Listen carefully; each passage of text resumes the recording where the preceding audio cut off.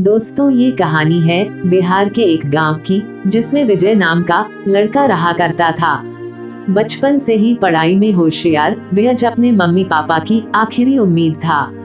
विजय के दादा ने अपने समय में बहुत कर्ज ले लिया था, जिसको चुकाने में पापा की पूरी जिंदगी मजदूरी में निकल गई। उनके पास थोड़ी सी जमीन थी, जिससे उनका गुजरा हो रहा था।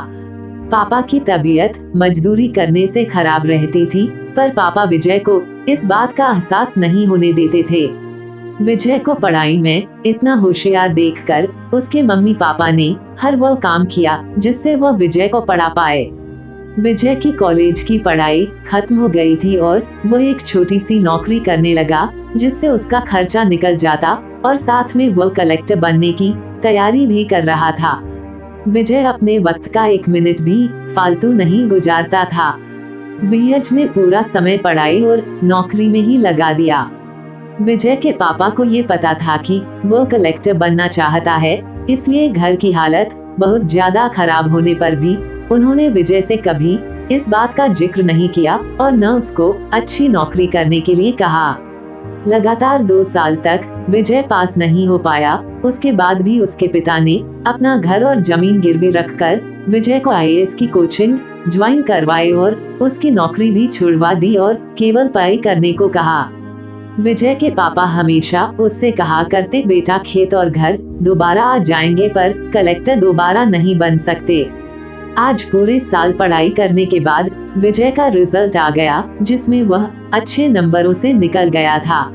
आज उसके पिता से ज्यादा खुश कोई नहीं था। ऐसा लग रहा था जैसे विजय का सपना पूरा होने वाला है, पर भगवान को कुछ और ही मंजूर था। विजय का कल इंटरव्यू था और सुबह से उसके पापा की तबीयत खराब थी। विजय के पापा उसकी माँ से बार बार कह रहे थे कि विजय को मत बताना, और उस दिन देर रात उनकी मौत हो गई। अब एक माँ जिसकी गोद में उसका पति गुजर गया और वह अपने दर्द को भुलाकर अपने बेटे की जिंदगी के बारे में सोच रही थी। माँ ने पड़ोसियों तक को इस बात का एहसास नहीं होने दिया कि उसका पति अब नहीं रहा। पूरी रात ऐसे रोई कि आवाज भी ना निकले, और सुबह विजय जब इंटरव्यू देने जाने लगा, तब माँ और पापा के आशीर्वाद के लिए उसने माँ को कॉल किया। माँ ने पूरी हिम्मत लगा दी अपना सच छुपाने के लिए और विजय को आशीर्वाद दिया। और जब विजय ने पापा से बात करने को कहा तो माँ बोली, पापा अब तुमसे बात नहीं करेंगे, वो कलेक्टर से बात करेंगे।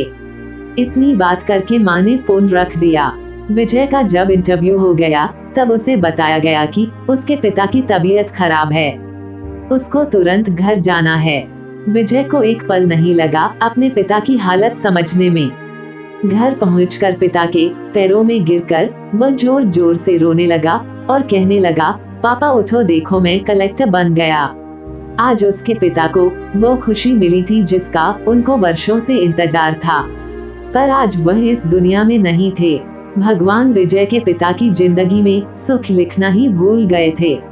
पहले वह अपने पिता के कर्ज में जिंदगी भर मजदूरी करते रहे और फिर बेटे के सपनों में फिर घर और जमीन गिरवी रखनी पड़ी।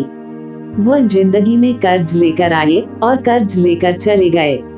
विजय के पिता को भले ही जिंदगी में कुछ हासिल न हुआ हो, पर वो अपने लड़के को इस काबिल बना गए कि वह अपनी 7 पुश्तों को बैठे बैठे खिला पाए।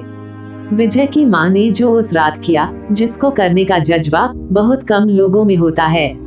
जब विजय कलेक्टर बनकर घर आया, तब माँ ने विजय से कहा, बेटा तुम आज इतने बड़े बन गए हो कि हाजारों गरीबों का भला कर सकते हो। जब भी तुम्हारे सामने कोई गरीब मदद मांगने आए तो अपने पिता और मेरे बारे में सोचना। मैं तुम्हारे बराबर पढ़ी लिखी और समझदार तो नहीं हूँ, पर इतना जरूर जानती हूँ, गरीब आदमी की बहुत मजबूरी होती है। तुम कभी किसी का बुरा मत करना।